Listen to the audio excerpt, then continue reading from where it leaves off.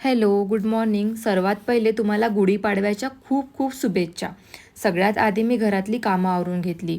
सण आला की सगळे कामं आलेच, म्हणून मी फरशी पुसून घेतली आणि झाडू मारून घेतला. नंतर बाहेरचं पण छान पुसून झाडून घेतलं. त्यानंतर मी अशी छोटीशी रांगोळ काढली. नंतर मी अंघोळ केली आणि स्वयंपाक बनवायला घेतला.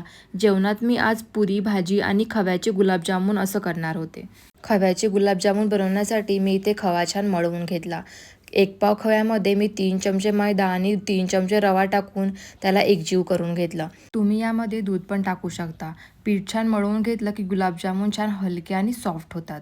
त्यामध्ये मी थोडं इलायची पावडर पण टाकलं. नंतर मी त्याचे छोटे छोटे गोळे बनवून घेतले. गुलाबजामुन थंड झाले की पाकामध्ये टाकून घ्यायचं. त्यानंतर मी एका साईडला पुऱ्या बनवायला घेतल्या. अशा प्रकारे मी सगळा स्वयंपाक बनवून घेतला. आज सण आहे म्हणून साडी घातली. नेहमी आपण रोजच्या कपड्यावर असतोच. सणाच्या दिवशी साडी घातली ना खूप छान वाटतं. आणि थोडा लाईट मेकअप केला आणि माझं आवरून घेतलं. नंतर देवाजवळ दिवा लावला, देवाला नैवेद्य दाखवला. नंतर गुढीची पूजा केली. अशा प्रकारे पूजा करून घेतली.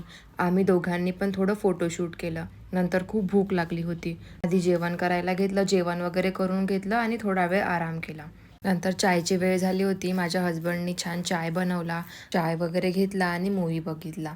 असा होता माझा आजचा दिवस. भेटूया नेक्स्ट ब्लॉगमध्ये. आणि हो, अशीच माझे डेली व्हिडिओ बघण्यासाठी मला नक्की फॉलो करा.